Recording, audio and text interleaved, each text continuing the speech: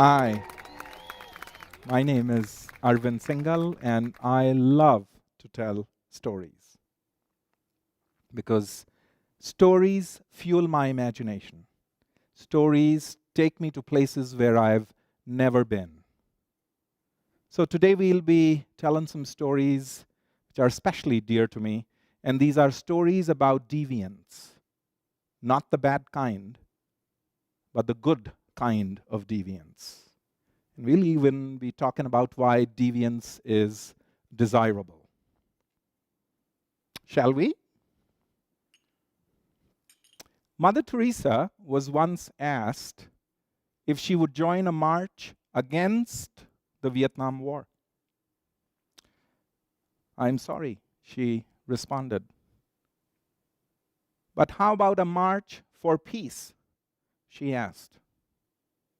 How about it? A march for peace. Mahatma Gandhi was once asked why he traveled third class.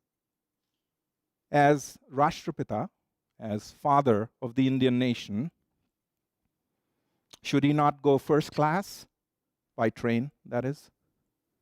He noted, I travel third class because, as you know, there is no fourth class. Because there is no fourth class. So what makes Mother Teresa and Mahatma Gandhi great is not that they thought differently than others. What makes them iconic or heroes is that they acted on their thoughts. In this sense, Mother Teresa and Mahatma Gandhi are deviants. Good deviants. Positive deviants. The kind of deviants we would all like to be, that we aspire to be. What Mother Teresa and Mahatma Gandhi did in their lives was not the norm. They were outliers. They were positive outliers. They did things that changed the world. As Mother Teresa would say, we all cannot do great things, but we can all do small things with great love. Now let us pose a question, and it's not an insignificant question. A question that is actually of profound importance to change agents, to do-gooders, and to public servants.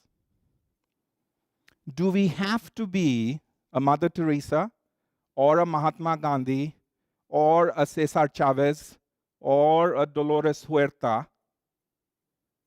to change the world? Do we have to be a hero, a public hero? Do we have to be an icon? Or can ordinary people not change the world around them? I suggest that we dispel this myth that we subscribe to, that we embrace, this myth of the hero, the myth of this cult of personality. I suggest that we look for the positive deviants among the ordinary. I suggest that if we do so, we could change the world. Now, if one looked around, there are positive deviants all around us. People, ordinary people who think differently and who act differently, and who are not iconic, who are not public heroes. And these ordinary people do ordinary things which often have extraordinary effects. So let's give you some examples.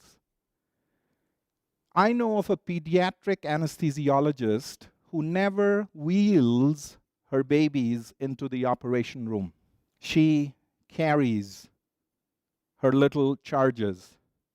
And as she's leaving, she turns to the parents and says, "Your baby is okay with me." And you can imagine what that does for the parents.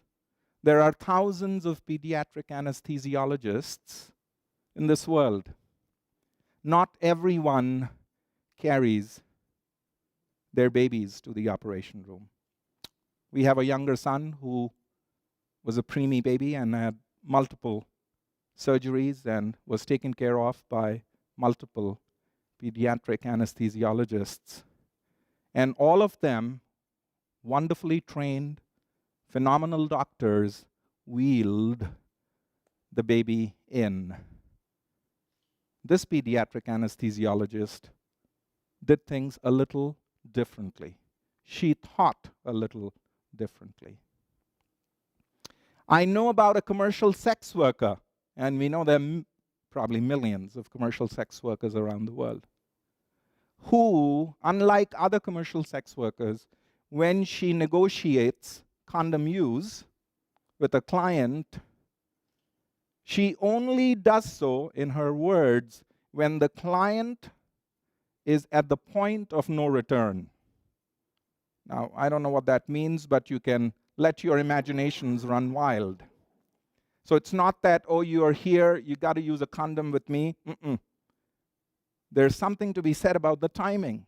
And she never says, use this so that I'm protected. She says, you should use this because you need to protect you, and not just you, your body, but you need to use this because you need to protect your name. I am a commercial sex worker. I have sex with dozens of clients. You are a happily married man with a reputation, and you need this in order to protect yourself. So ordinary people doing things which are not normative, they are hence positive deviants. However, to most of us, these people are invisible. We don't see them. That's the reason why there aren't so many of these pediatric anesthesiologists or the medical doctor or these commercial sex workers. And we do not see them because we are not trained to see them. There's a beautiful Sufi story of a character by the name of Nasiruddin. Every day, Nasiruddin, riding his donkeys, comes to a border checkpoint. And Nasiruddin, everybody knows, is a smuggler. And there's a customs official waiting for him at this border checkpoint. And the customs official says, Nasiruddin, what do you have? And Nasiruddin says, look. And the customs official looks and finds nothing. So what does he do? Lets Nasiruddin go. The next day, Nasiruddin is back, riding his donkeys, and the customs official says, I'm going to nail you today, Nasiruddin. What do you have? And he says, look. And so he looks, in sacks, and he finds hay and grass, and he sniffs, and he looks under and over and on the side, and nothing. So what does he do? Lets Nasiruddin go. And Nasiruddin is back again, day after day, week after week, month after month, year after year, decade after decade. And he's not able to nail Nasiruddin in an act of wrongdoing. And he retires, the customs official retires, failed at his efforts to catch Nasiruddin. And they meet then at, let's say, Starbucks. And the customs official says, Nasiruddin, now that I am an old man and now that I am in no official capacity to do anything to you, could you please tell me what is it that you were smuggling? Donkeys, says Nasiruddin. So why did the customs official not see the donkeys? Because he was not trained to see them. Often the solutions are right in front of us, but we cannot see them. Why do we not see them? Because we are too focused on the problem. because we are trained to be problem solvers. We begin by asking the question, what is not working? Rarely do we begin by asking the question, what is working? And even more rarely do we ask what is working and working against all odds. Alejandra Diaz was a master's student here at the University of Texas, El Paso, and she did her MA thesis on the topic of teenage pregnancy. Alejandra Diaz posed the following question: are there young Latina, Hispanic women who come from low socioeconomic strata, who are presently in college, which means they finished high school, who have a fine GPA, who have a mother or a sister who became pregnant when they were teenagers, because that's a high risk factor for teenage pregnancy, who have been in a relationship and yet who are not pregnant? Yeah? Are there young Latina women,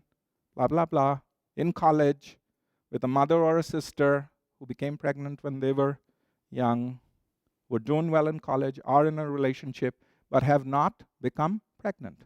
Positive deviance, right? They're deviants because they are not the norm. So you ask the question, do they exist? And in a survey of about 760 students here at the University of Texas, El Paso, she found about 35 who fit all these criteria. And so she asked the question, what are they doing differently? One of the things that was found is that almost all of these girls had never, ever had a conversation at home with their mothers, or let's say their mothers had never had a conversation with them about the issue of teenage pregnancy. And I said, what? No, Alejandra, you're saying that all of them have had a conversation with their mothers about teenage pregnancy. And she said, no. None of them have had a conversation with their mothers about teenage pregnancy. So how do you explain this, Alejandra? And she said, yeah, none of them have had a conversation with their mothers about teenage pregnancy, but all of them at every opportunity have had a conversation with their mothers, or, put the other way, at every opportunity, their mothers have had a conversation with them about the importance of finishing school. It's like, you've got to finish school, mijita, my girl. You've got to finish school. So the message is not, don't be pregnant. The message is, finish school. So those girls who are not pregnant, their mothers are talking to them in a somewhat different manner. They're not saying, don't be pregnant. They're saying, finish school. So we can learn a great deal from positive deviants, people who think differently and act differently. Now, Alejandra's work is part of a growing movement based on what is called the positive deviance approach to social change. The PD approach was operationalized over 2 decades ago by a couple, by my friends, Jerry and Monique Sternin in Vietnam. It has now spread to over 40 countries, and it has helped address numerous intractable social problems. Albert Einstein would often remark that logic can take you from A to B, but imagination can take you everywhere. So, can we take our imagination, can we ride our imagination and ask somewhat different questions? Can we ask the question, what's working? And what's working with ordinary people? If we did, perhaps we will see the donkeys. And we will discover that Mother Teresa's and the Mahatma Gandhis are amidst us in our little actions, in our little thoughts, in our little ways of being and doing. Thank you.